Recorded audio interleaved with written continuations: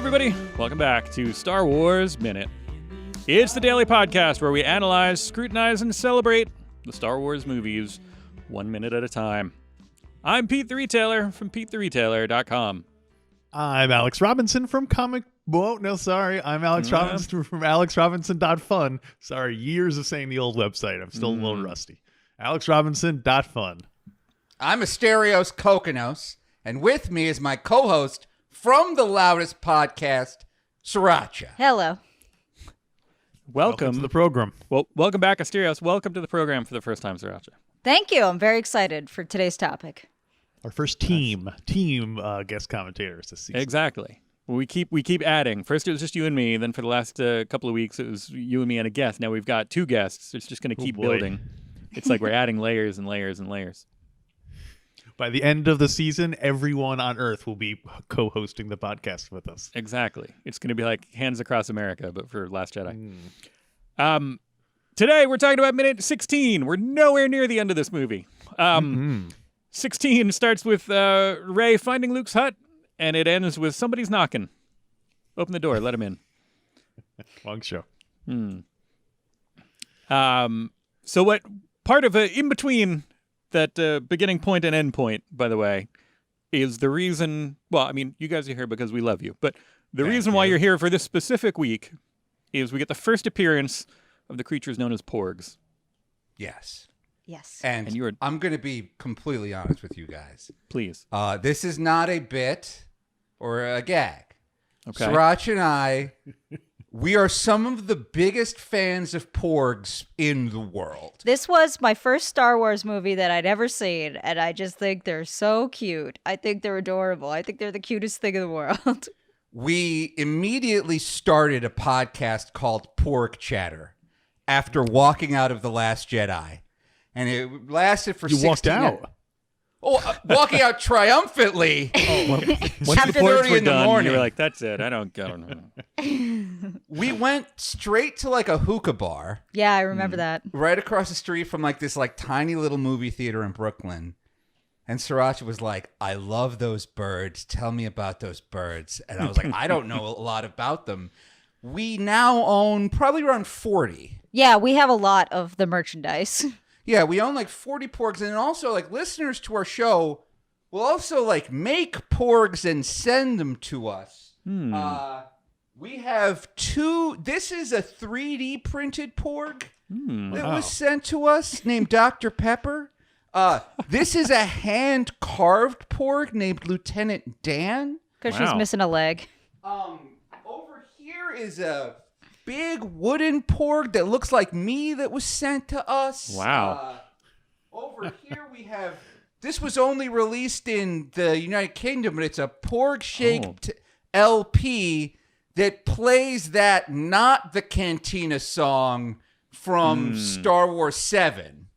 Not even anything from The Last Jedi? No! And it's like, you know what? That's the first thing I thought, but then I was like, you know what? I kind of want that not Cantina song. That song slapped. Right. I like that thing. Yeah. The Jabba Flow, is that it, or is it a different one? It's the one when they walk in. Yeah. It's like, ka-dum-dum-doop, ka-doop-doop, doop. That one. And I like that song. I do. But I wouldn't play this. I wouldn't play it, though. I don't want to scratch up this pork. It's very near and dear to my heart. You can get just a normal record for that. Yeah, It'll exactly. be You can play it played. digitally. Yeah. Yeah, I'll get the MP3 of it. If it's not pork-shaped, I'll play it. But and then we've got this pork that talks. Say hi, dumpling. Wow, its mouth moves and everything. Yeah, its mouth moves and its wings flapping. Hey, look, Sirancha, I've been talking a lot about how much I love porks. You love porks as well. Oh, yeah. I love... this was the first time I'd ever experienced a Star Wars movie. It was the first thing I saw, and it's the only thing that I cared about through the whole movie. I was like, oh my gosh, yes, this is great, but give me more of the birds, please. Have you? I'm very intrigued by the fact that this was the first Star Wars movie you saw. Did you go on to see the rest, or did you? I went to see Rise of the Skywalker, and then that is it. Well, And like, of you're course- happy. That's the only other one that has a Porg in it, I think, right? Yeah, don't have but any that Porgs. doesn't look like original footage. That looks like something they pulled off of like Rian Johnson's digital cutting room floor. Like those porgs were out of focus and they were a little bit small. Where was there a Porg in? Oh, in I don't know. I don't remember being a Porg in there. It's I the don't equivalent remember. of everyone being happy that the Emperor has been overthrown. Like they show all these different planets and everyone going, yay! And then they show a bunch of Porgs. Or whatever. That is not at all what happened. You're thinking of the end of Star Wars 3 when they had Gungans go, "We se free." The only frame we see Porgs in Star Wars 9, they use it to establish that we're back on Ahch-To. You know, I'm thinking of the Ewoks. The Ewoks show up during that part of Rise of Skywalker. You are correct, Asterios. And look, we have a lot of Rewind opinions and on edit Ewoks versus Porgs. Like, I don't want to. Maybe we can get to that later in the week because we have a lot of opinions on Ewoks now. That's true. We're going to run out of Porg material because they're only really in the beginning of this. So let's talk about the minute in question, and then we'll you guys can sprinkle in some extra Porg material throughout the week to sustain us. So You got it. much. You have no idea. Well, it's when we start out, we Rey climbs up the stone steps and finds Luke's hut, and Luke has slammed the door in her face, and He waits until she's right there, and then he slams the door to say, so she knows which hut he's in, so she doesn't just have to go knocking door to door. He waits till she's there, and then shuts it so that there's no question about that. I would love to see him. Yeah, she goes around knocking on the other huts, and there's like, who? Skywalker? No. Oh, is that the weird guy who lives up the street? I don't know. It would be like the Batman TV show. They knock on the door, and it would be like Sammy Davis Jr., or it would be, oh, look, it's James Bond himself, Daniel Craig. Something like that. Totally. I want that. But his door appears to be made out of part of the wing of his ship, his X-wing. It's got the red 5 stripes on it. 5. I held up 3 fingers and said 5. But the red 5 kind of stripes on it, and it looks like it's, all right, he flew his ship here, crashed it in the water because he doesn't want it anymore. He's staying here forever. Took a part off, made it into the door. Mm-hmm. Now, we'll talk about this, I guess, in 2 years when we get to the movie. But then later on, way later in the saga, we see that ship flying again. Does the door get reclaimed, or was that just force magic, or what? Well, I guess that's something to save for 2 years from now. But I just wanted to note that the door is made from an X-wing wing. Good eye for detail. There are other huts even in that shot. Right. And it's like, well, they don't have X-wing doors. They didn't. This isn't like the Giving Tree of X-wings where they turned it into like an entire village. It's weird. They should have. Yes, So they should've. wasteful. He's not. It's like how they using it. they kill the buffalo, just use the head, and then throw the rest of it in the ocean. They don't use any of the rest of the buffalo. They just Gotta use the whole buffalo. Right. Did anyone else think that it's kind of cool that Luke didn't give himself like the biggest hut? Oh, you think it was a matter of him? You think he would just take over? I just assume he went there and they were like, "Yeah, you can stay in the garage or whatever." Okay, but still, he's like a magic space wizard with a laser sword. Like if he wanted the biggest house, he could have gotten I it. guess if he wanted to kill all the lizard ladies living on this island, he could have. I love those lizard milk ladies. I wish we had more of them. Yeah, I'm gonna go caretakers so are great, too. Yeah, I'm gonna go so far as to say Luke arrived on the planet, killed all the original inhabitants, and then brought the nuns in there to be like his staff. So we don't know who originally lived there. There's no evidence that that's They were not probably the case. gross, they're like insect people or something like that Luke was just like, he was like, let me bring in the cool, some more cute stuff, like lizard nuns and space puffins. Let me bring those in here. Let me get rid of all these creepy, slimy slug people who live here and have society. So I brought up Luke closing the door when she was there because I think Luke's attitude here seems very much the old school whiny Luke Skywalker. Rather than just telling Rey, like, listen, not interested, go back to your ship and I'll see you later. He's like hiding, but like being all petulant about it. And like, he clearly wants her to come and nag him into doing it. You know what I mean? He loves the attention, is what I'm saying. So, Right. It's classic wormy. I love old man Luke Skywalker. This is my favorite of the sequels, and it's one of my favorite Star Wars movies is The Last Jedi. Because it's like, as I get older, I also don't want to do my job. And when someone is young and excited about their job, it infuriates me to no end. So like this lady shows up and she's like, "Here's your sword. Like, why don't you come have some more sword fights?" And he's just like, "No, I'm very old. I live with the birds and the lizard ladies, and I drink milk from a very unusual source that you'll learn about later in these minutes. Like, leave me alone." Yeah, If I'm we're going- picturing now, like if somebody, like some young girl I didn't know showed up at my house with like a price gun, and well, it was just like, "Here, I brought you this. Oh. You need to come back to retail because we need to save, the store." I'd You be totally like, would, though. I would, yeah. I'd be like, "What is that? A Monarch XP 111?" Okay, but I forgot the think model number of the Monarch marking price guns, but you know what I mean. But think about this. The girl shows up and she's got a price gun and she's got the Monarch X111. But then we zoom in on you and we see a time that you accidentally mispriced a bunch of incredibly valuable collectibles. And then they all got sold at way under market value. How could you live down that shame? And then you leave your door unlocked and go mope in your room like an emo kid. Yes. Exactly. Oh yeah, we should totally have Luke kind of cranking the. I don't even know what good examples are. I barely am aware of the concept of emo. I don't know any good. I was walking down the street the other day. Yeah, there you go. He's blasting emo Phillips. I love Emo Phillips. Oh my God. Yeah. That's another thing I know way too much about. Okay, you're going to let's not get off on a rant. We're talking about these specific Star Wars minutes. Okay. Star See the Wars little minutes. Porg? See the little Porg slapping his little foot on the lightsaber? We're not there yet. Oh, I'm sorry. No, we I'm sorry, can we're be. not there yet. It's all right. No, Okay. well, the only before that. No, while that's Luke- not. That's like a couple of minutes later, right? We can't go into that No, now. it's a couple of seconds later. Yeah, it's in this. Oh, it's in this Oh. minute. Okay, sorry about that. That's I okay. thought it was later forgive when you. she found You the on the- lightsaber. You on the No. Last Jedi? It is. That is. She does. She does find the lightsaber Right. in this minute. Okay. Because then the next one she goes and she gets the lightsaber. We Yeah. see the Porgs playing with it. Now, you guys might know since you're the Porg experts.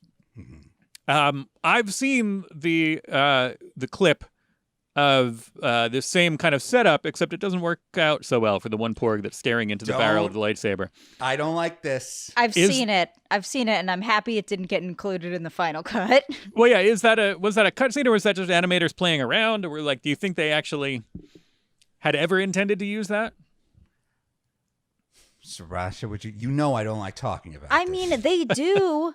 In 40 years, we'll learn about how Chewbacca does eat a Porg, so they're not opposed to killing Porgs. But I think, I don't know, it just seems very graphic. The thing I like about the Porgs is that they're not OP like those stupid Ewoks. 'Cause, like, the Ewoks capture our heroes in the net. We don't like it. And then C-3PO has to save them through the power of storytelling. No thanks. These Porgs, we see a Porg immediately get just eaten by Chewbacca. There's feathers all over him. Chewbacca, like, skins and drains and dresses a Porg. While they all sit there and watch. I'll sit there and watch, and it's like, I don't know why it's funny when these little creeps die, but it is. It's very funny, and I'm someone who owns 40 of them. I guess I like their fallibility, because if they were presented as perfect, it wouldn't feel real. Right. Another You mean little. The heroes were perfect, or if the Porgs Porgs were perfect? These Porgs do. Here's the thing. There's no scene where the Porgs help rewire the shields.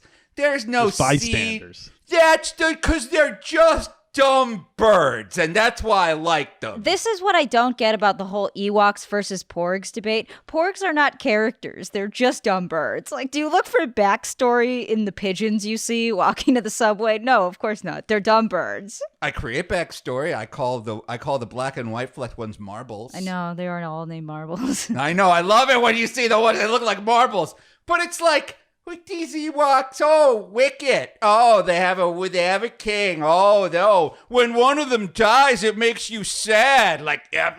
Oh, cho. When a Porg dies, it's hysterically funny.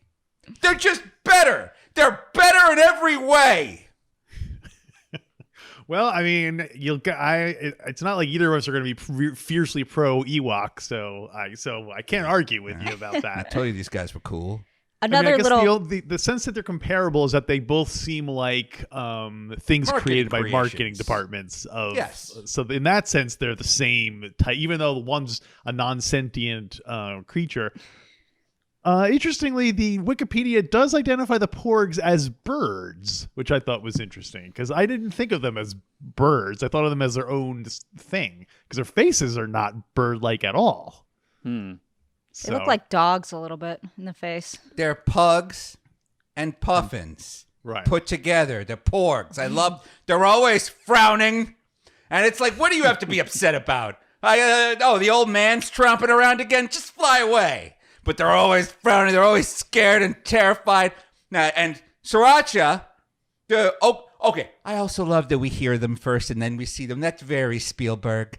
But Sirancha, can you explain those two porgs in the background? Oh, yes. In this minute, we also see two little porgs kind of cuddling in the background. Here's a fun fact about those porgs. Now, a lot of people think that the Rise of the Skywalker, is that what it's called? Yes, it is. Rise of Skywalker had the first same-sex couple on screen in the Star Wars franchise. But that's not true. These porgs, they both have orange feathers, and according to Wikipedia, only male porgs have orange feathers, so those are gay porgs. Canonically, the first gay couple we see in Star Wars is these porgs. Check out this porg over here. Gray and white. This is a girl or a boy? That's a girl porg. This is a girl porg.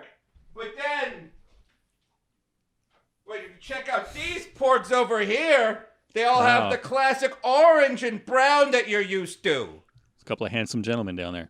I love this. This one's name is Snowball. This one's name is Drunky, and this one's name is Egg. Well, I do like that the let's just say the segment that's upset about this movie irrationally is I love that that's adding another layer to that. Like, oh, you know what? Gay porgs. And they're going to be like, oh, they're going to be so angry. Yeah, and I love right. it. They should be angry. Yeah, I Now, like that. is too. this? I'm just curious. I mean, taking the devil's advocate point of view, there are plenty of animals that snuggle together that are not involved in a sexual relationship. My cats clean each other. That doesn't mean they're involved in a sexual relationship. It's Does it, though? different. Yeah, you could just those tell. two are cuddling like they mean it. Look But at so that I'm just footage curious again. if this is something that fans created or whether this was something that at one point Lucasfilm formally said, yes, this is. No, just like Disney they has- said,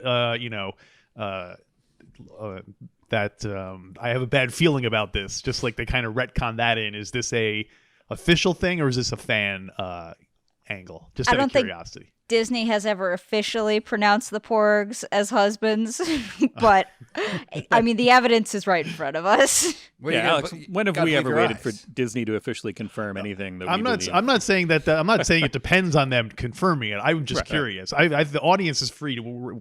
As the audience, we're free to come up with whatever relationships we want for the characters. So if people want them to be gay, then they're. That Luke, Mark Hamill was just saying. It was very sweet. Someone was asking Mark Hamill if Luke was gay. Or Right. some character was gay, and he was like, "Well, it's up to you. If you watch it and you look at Luke and say, I think Luke is gay, then Luke is gay. You know what I mean? It's whatever people want. Anyway, getting off the track here. Oh, but Yes. when you call Luke a murderer, now Mark Hamill gets so upset.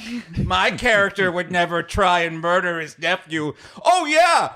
I can't imagine why the world's greatest Jedi would want to stick a laser sword into baby Hitler. All right, I guess we're not to that minute yet. But I hate the people Let the that record hate show it this is movie. minute 16, and Hitler has made his debut on the show this season. For the first but not the last time.